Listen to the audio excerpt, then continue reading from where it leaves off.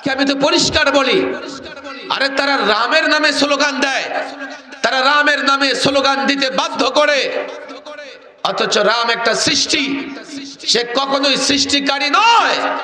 কাফের বেঈমানরা যদি তারা তাদের মূর্তির নামে স্লোগান দিতে পারে, তুমি যুবক কেন আল্লাহর নামে স্লোগান দিতে পারো না? বর্ডারে আপনারা দেখেছেন পঞ্চগড়ে গন্ডগোল হয়েছে, সামাজিক যোগাযোগ মাধ্যমে মিডিয়াগুলো তো ছবিও ছড়ায় পড়েছে। আমি দেখলাম যে একটা বৃদ্ধ মানুষ হাতে মনে হয় মাটির চাক্কা বা ঢিলা, কি বলেন আপনারা? মাটির চাক্কা, তাই না? এরা লয়ে যাইতেছে, ওদের হাতে হলো কামান, ট্যাঙ্ক, গুলি। আরেকজন যুবকের দেখলাম হাতে কাঁচি লয়ে দৌড়াইতেছে। আমি তো অবাক, আরে এত সাহস কোত্থেকে পায়? পরে আমি সাউন্ড দিয়ে দেখি ওই যে মাটি আর কাঁচি নিয়ে দৌড়াইতেছে, তাদের জবানে আল্লাহু আকবারের স্লোগান আছে। আল্লাহর কসম করে বলি, তুমি মুসলমান যদি আল্লাহু আকবার স্লোগান দিয়ে সামনে অগ্রসর হও, তোমার হাতে মাটির চাক্কা থাকলে সেটা অ্যাটম বোমার চাইতে শক্তিশালী হয়ে যাবে। তোমরা জানো না, জানো না বলে ওই নেতার নামে স্লোগান দাও যার হাড্ডি পর্যন্ত কবরে পৌঁছে গেছে। ওই দলের নামে স্লোগান দাও যেই দল হয়তো বা বেশি দিন টিকবে না। আজকে রাজনৈতিক কারণে, নানান কারণে যুবকদের স্লোগান পরিবর্তন হয়ে গেছে। এর যুবক, অথচ তারা দেখো তাদের মূর্তির নামে বাম এবং রামের নামে স্লোগান দিচ্ছে। এই জন্য আমি যুবকদের প্রায় বলি, তোমরাও বাজারে, হাটে, ঘাটে সর্বত্র আল্লাহর নামে স্লোগান দিবা। দিবা তো ইনশাআল্লাহ? বলো আল্লাহু আকবার। একজনের জবানও বন্ধ থাকতে পারবে না। আল্লাহু আকবার, নারায়ে তাকবীর। বাচ্চাদের আওয়াজে শোনা যাইতেছে। ভবিষ্যৎ যোদ্ধা, বর্তমান যোদ্ধারা গেছে। আরে দেশটা তোমরা হেফাজত করে তাদের হাতে তুলে দিও। একটা সময় দেখো আমাদের নানা লোকেরা নানা রকমের গালাগালি করে। একটা স্বপ্ন নিয়েই তো কথাগুলো বলতেছি। একটা প্রজন্ম তৈরি হচ্ছে যারা এদেশে ইসলামের পতাকা উড্ডীন করবে। তাগুত, কাফের, বেঈমান, ইসকন কাউকে পরোয়া করবে না। এই যে সে বাহিনী তৈরি হইতেছে। আমি এই যুবকদের নিয়ে হতাশ হয়ে যাই যে এই যুবকেরা রাজনৈতিকভাবে বিভ্রান্তির শিকার হয়েছে। আবার কিছু যুবক ওই মাজার আর বাজারে গিয়ে নষ্ট হয়ে যাইতেছে। মাজারওয়ালারা তোমার রং নাম্বার দেয়, সঠিক নাম্বার দেয় না। বাজারে গিয়ে কখনো আল্লাহর সাথে কানেক্টেড হতে পারবে না। মাজারওয়ালারা তোমার গাঞ্জার ইয়াবা খাওয়া শেখায়, আল্লাহর প্রেম, রসুলের প্রেম কি জিনিস তারাও জানে না। আমরা যেহেতু বাধ্য কিছু কথা আপনাদের বলে যাই, শোনেন। হতে পারে এটা একটা মহল্লার মাহফিল, কিন্তু মাশাআল্লাহ একটা মহল্লার মাহফিলে আপনারা এত লোক জমায়েত হয়েছেন, আমি তো অবাক হয়ে গেছি। কিছু কথা আপনাদের হাতে পায়ে ধরে বলি, দেখেন। আমি এই আয়াতই তেলাওয়াত করেছি, সবাই জানি আমরা এটা। আল্লাহ তাবারক ওয়া তাআলার কাছে পছন্দনীয় ধর্মের নাম কি? আল্লাহর মনোনীত ধর্মের নাম কি? আল্লাহ আমাদের জন্য কোন ধর্মকে মনোনীত করেছেন? ইসলাম আল্লাহ আমাদের জন্য মনোনীত করেছেন। এর মানে হচ্ছে দুনিয়ার কল্যাণ, আখিরাতের মুক্তি ইসলামের পথেই আসবে, অন্য কোনো পথে আসবে না। খেয়াল করেন, এই ইসলাম কি পূর্ণাঙ্গ না অপূর্ণাঙ্গ? 10টা মিনিট খেয়াল করে শুনেন, লোকজন এখনো আসতেই আছে। আর কোথায় আসবে রে বাবা? একটু এদিকে ডান দিকে চলে আসলে মনে হয় বসতে পারবে। ডান দিকে একটু জায়গা আছে। যুবকেরা পেছন দিক থেকে এই যে মিস্টার স্বেচ্ছাসেবক সাহেব একটু কষ্ট করে এদিকে পাঠিয়ে দিয়ে, এদিকে আর জায়গা নাই, আর মুরব্বী আসলে স্টেজে কিছু জায়গা আছে, পাঠিয়ে দিয়ে। আর একটু জায়গা করবেন নাকি আপনারা? আমি তো আসলে লম্বা সময় থাকবো, একটু একটু জিকিরের সঙ্গে একটু আগায় বসি। লা ইলাহা, পিছনে জায়গা হচ্ছে না। লা ইলাহা ইল্লাল্লাহ, লা ইলাহা ইল্লাল্লাহ, ইল্লাল্লাহ, লা ইলাহা ইল্লাল্লাহ,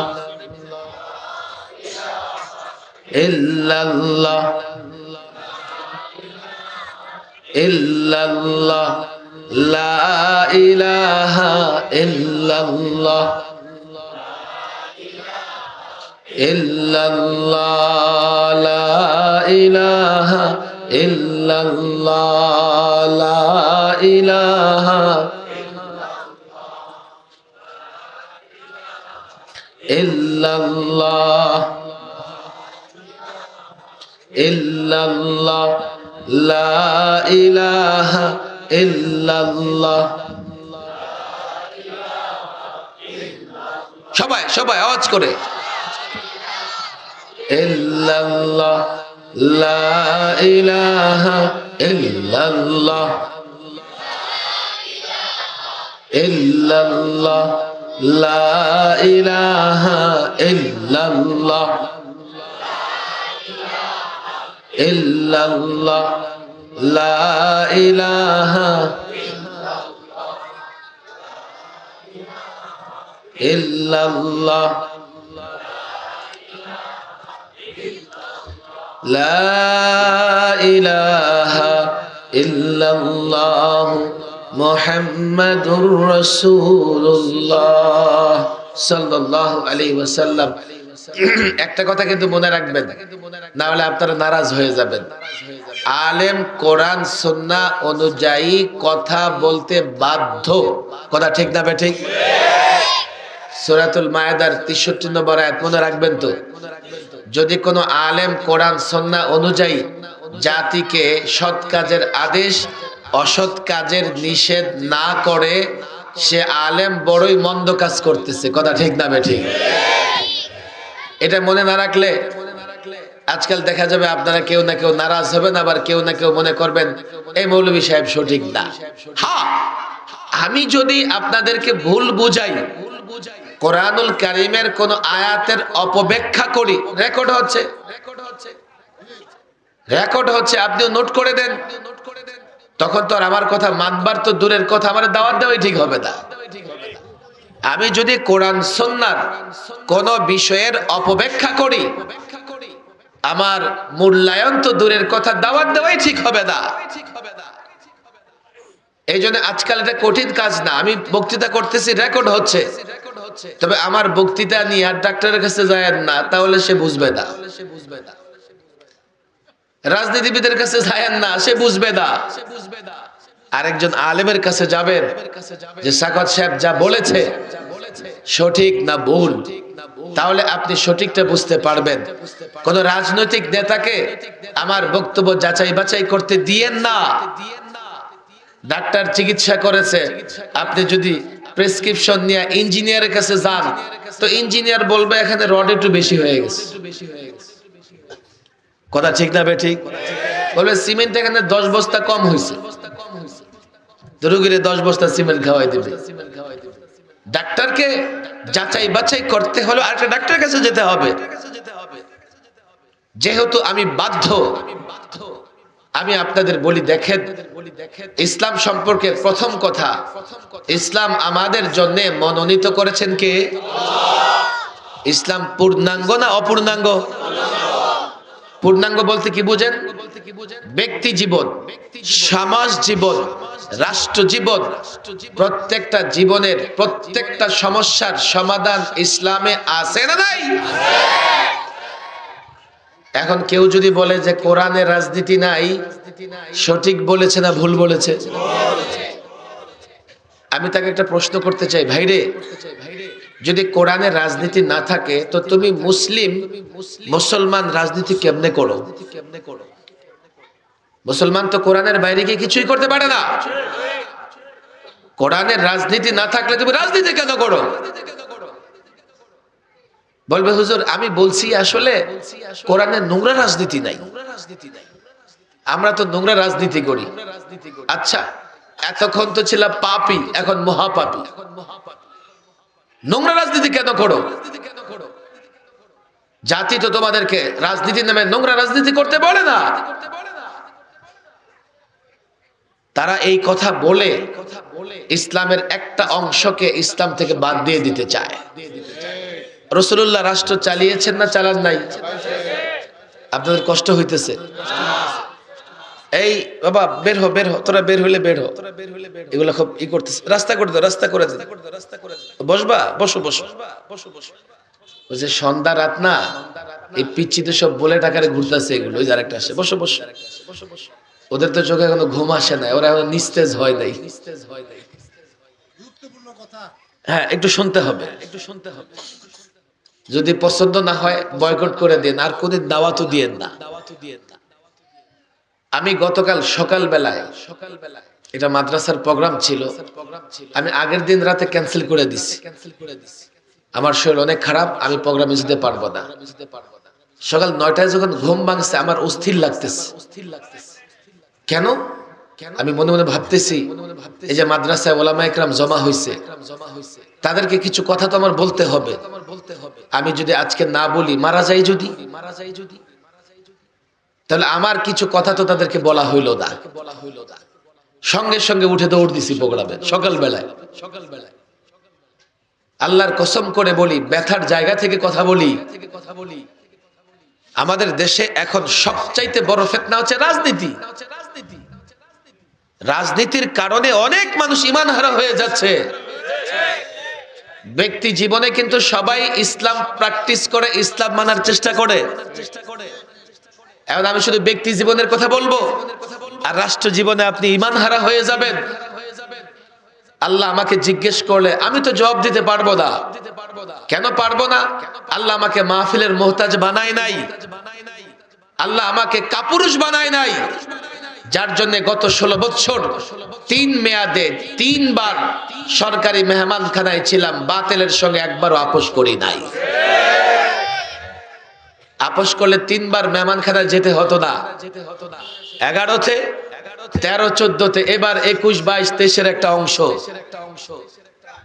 জাতি আমাদেরকে দমন করবার চেষ্টা করেছে। কিন্তু দেখেন আল্লাহর কি খেলা।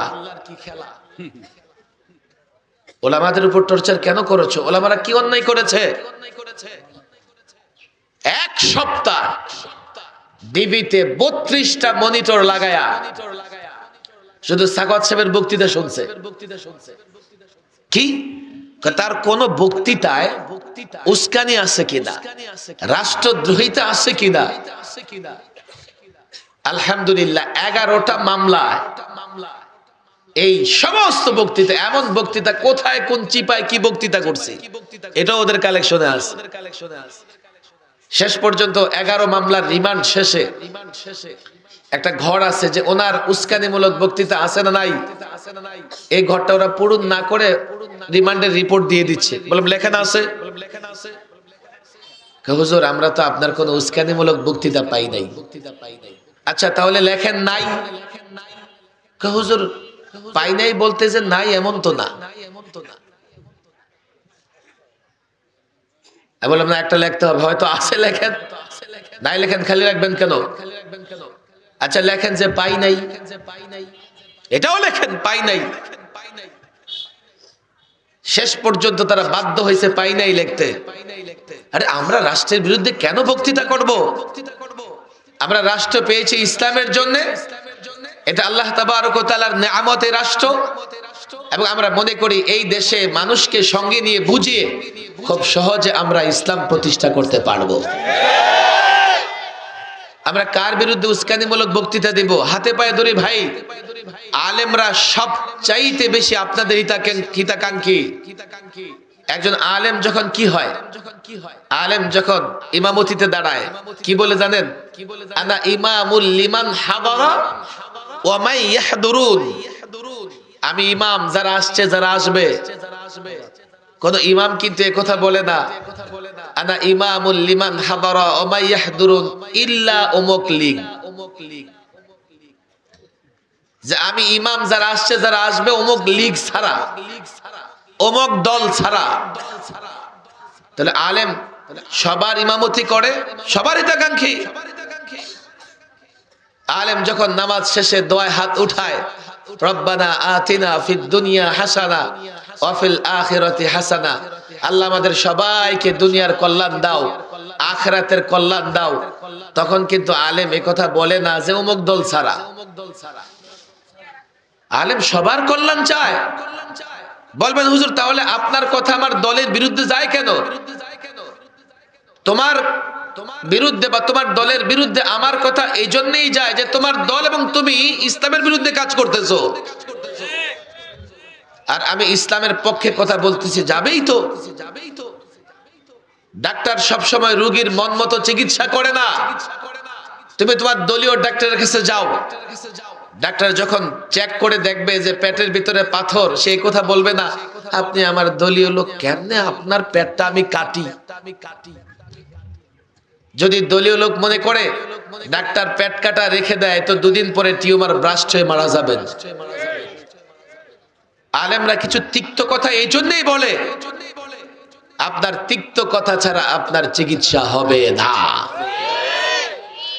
হাতে পায়ে ধরে বলি রে ভাই, ইসলাম পূর্ণাঙ্গ জীবন ব্যবস্থা, যেহেতু ইসলামের রাজনীতি আছে। রাসূল সাল্লাল্লাহু আলাইহি সাল্লাম মদিনায় রাষ্ট্র চালিয়েছেন, কথা ঠিক না বেঠিক? হযরতে আবু বকর রাষ্ট্র চালান নাই, হযরতে ওমর রাষ্ট্র চালান নাই, হযরতে ওসমান রাষ্ট্র চালান নাই, হযরতে আলী রাষ্ট্র চালান নাই, হযরতে মুআবিয়া উমাইয়া বংশ প্রায় 100 বছর অর্ধ পৃথিবী শাসন করেছে, আব্বাসিয়ারা শাসন করেছে, ওসমানিয়ারা শাসন করেছে, মোগলরা শাসন করেছে। আর তুমি বলো ইসলামের রাজনীতি নাই, কোরআনে রাজনীতি নাই। তোমাকে কে রাজনীতি শিক্ষা দিয়েছে? ডেমোক্রেসি, গণতন্ত্র, সেকুলারিজম, ধর্মনিরপেক্ষতাবাদ, সোশ্যালিজম, সমাজতন্ত্র, ন্যাশনালিজম, জাতীয়তাবাদ।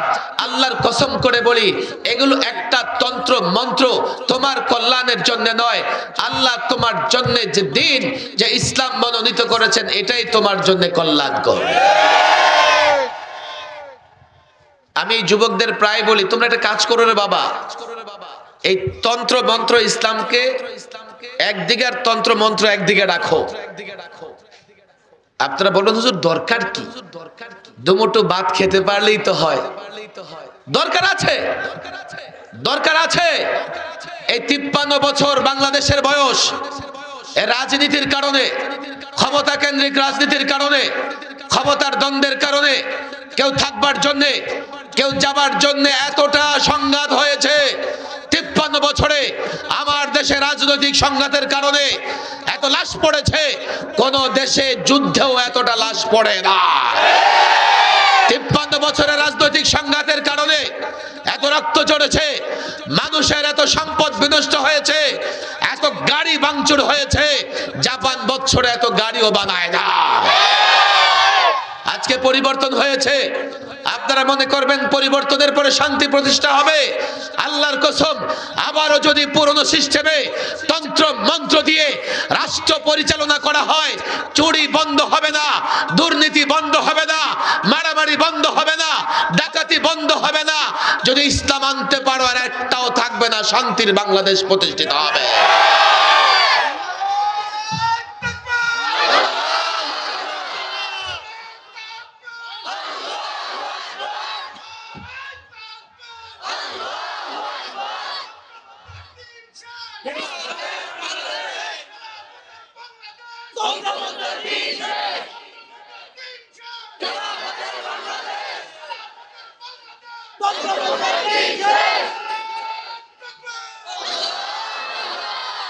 আমি দুটা কথা বলে শেষ করে দিচ্ছি, আমার দিকে ভালো করে তাকান। এখানে যারা শিক্ষিত ভাইয়েরা আছেন, আমি যখন সেকুলারিজমের সমালোচনা করি, আমি যখন ডেমোক্রেসি গণতন্ত্রের সমালোচনা করি, আমি যখন সোশ্যালিজম সমাজতন্ত্রের সমালোচনা করি, আমি যখন ন্যাশনালিজমের সমালোচনা করি, তো আবার একদল ভাইরা বলবে কি উনি মৌলবাদী, উনি সাম্প্রদায়িক, উনি মনে হয় জঙ্গি, উনি মনে হয় ধর্মান্ধ। আমি জানি বিষয়টা একটু কঠিন হয়ে যাচ্ছে, হাতে পায়ে ধরে বলি একটু শুনবার চেষ্টা করেন। যে তন্ত্র মন্ত্র দিয়ে বাংলাদেশ চলতেছে, আমি যদি এগুলোর সমালোচনা করি তো একদল আমাকে নানাভাবে গালাগালি করবে। ভাই কেন গালাগালি করো? এই তন্ত্র মন্ত্র গুলো নিয়ে খোদ ইউরোপ আমেরিকায় সমালোচনা আছে। তোমাদের বই পুস্তকে গণতন্ত্রের সুফল কুফল নিয়ে বিতর্ক আছে না নাই? গণতন্ত্রের পক্ষে বিপক্ষে লড়াই আছে না নাই? সমাজতন্ত্রের পক্ষে বিপক্ষে লড়াই আছে না নাই? সমাজতন্ত্র গণতন্ত্রকে বরদাস্ত করে না, গণতন্ত্র সমাজতন্ত্রকে বরদাস্ত করে না। কথা ঠিক না বেঠিক? আমি মৌলভী সাহেব এজন্য সমালোচনা করলে আমি দোষী না? তুমি কিছুই বুঝতেছো না, ইসলামও বুঝো না, তন্ত্র মন্ত্র বুঝো না। আমি যখন সেকুলারিজমের সমালোচনা করি, ধর্ম নিরপেক্ষতার সমালোচনা করি, আমাকে বলা হবে আপনি কেন এর সমালোচনা করতেছেন? আমি সর্বপ্রথম ব্যক্তি নই যে ধর্ম নিরপেক্ষতার সমালোচনা করে, বরং ধর্ম নিরপেক্ষতা যখন চালু হয়েছে তখন সবার আগে খ্রিস্টান পাদ্রীরা ধর্ম নিরপেক্ষতার বিরোধিতা করেছে। আমার দেশের রাজনীতিবিদরা আমি এগুলোর সমালোচনা করলে আমার বিরুদ্ধে কথা বলে, পরিষ্কার বলে ইসলাম চায় না, শরিয়া আইন চায় না।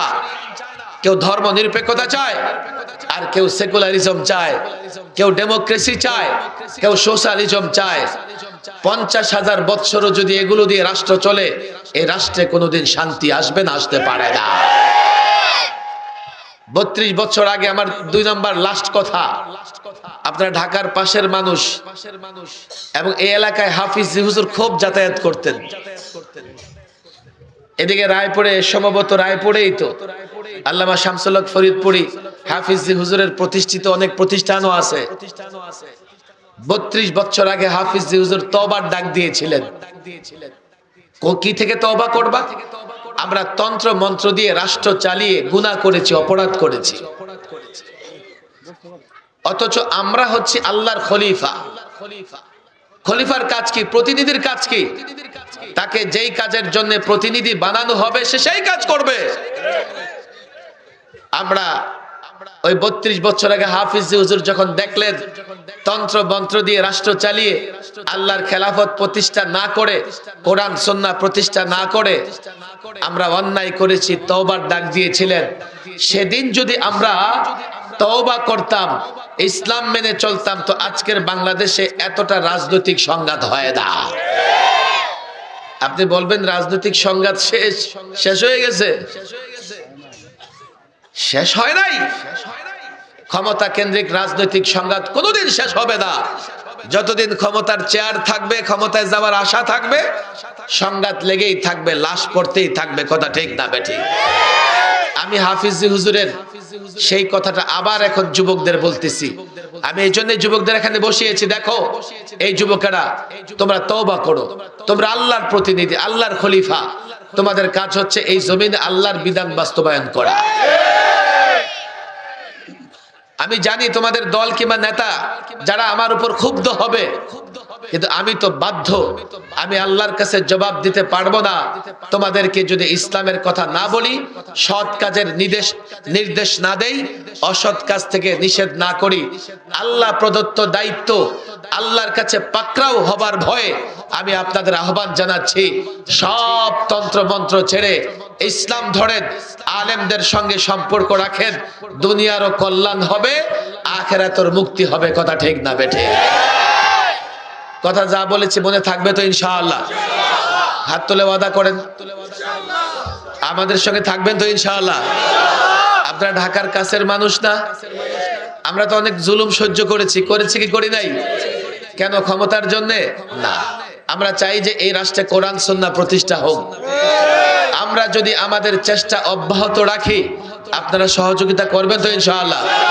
যুবকেরা হাত তোলো, সহযোগিতা করবা তো ইনশাআল্লাহ? আমি ব্যক্তিগতভাবে হাফিজ হুজুর রাহিমাহুল্লাহ সেই তওবার রাজনীতি, মুফতি আমিন রাহিমাহুল্লাহ সেই চেতনাকে কাজে লাগিয়ে আমি চাই আপনাদের সঙ্গে নিয়ে এই দেশ কোরআন সুন্নাহ দ্বারা শাসিত হবে। সহযোগিতা করব তো ইনশাআল্লাহ? আলেম ওলামাদের সঙ্গে থাকবো তো ইনশাআল্লাহ? মাহফিল থেকে বের হয়ে ওয়াদা ভুলে যাব? মৃত্যু পর্যন্ত ওয়াদা মনে থাকবে তো ইনশাআল্লাহ? যদি কোনোদিন দেখা না হয় মনে থাকবে তো ইনশাআল্লাহ? দেখা না হলে ভুলে যাবেন না তো? ওয়াদা করতেছেন কার সঙ্গে? থাকবে তো ইনশাআল্লাহ? বলবেন হুজুর আপনি ঝামেলা করলে আমাকে মানার দরকার নাই। আমি যতদিন কোরআন সুন্নাহ অনুযায়ী আহ্বান করব, ওয়াদা করেন ততদিন সঙ্গে থাকবে তো ইনশাআল্লাহ? আল্লাহ তাবারক ওয়া তাআলা তৌফিক দান করুন, এই যুবকদের কবুল করে নিন। আপনারা অনেক আসছেন একটা মসজিদের মাহফিলে, মন চাইতেছে আরো কথা বলি, কিন্তু আমি ক্লান্ত এবং আমি মৌলিক কিছু কথা বলেছি। যদি এই কথাগুলো আপনারা মানেন, ওলামাদের সঙ্গে যুক্ত থাকেন, আমাদের সঙ্গে যুক্ত থাকেন, ইনশাআল্লাহ বারবার দেখা হয়ে যাবে, আরো অনেক কথাও হবে। দুনিয়াতে একসঙ্গে কল্যাণ লাভ করব, আবার মরার পরে মুক্তি পেয়ে অর্থাৎ জাহান্নাম থেকে মুক্ত থেকে একসঙ্গে জান্নাতে যাব ইনশাআল্লাহ। আল্লাহ তাবারক ওয়া তাআলা আমাদের তৌফিক দান করুন। ওয়া মা তাওফীকি ইল্লা বিল্লাহ ওয়া মা আলাইনা ইল্লাল বালাগ।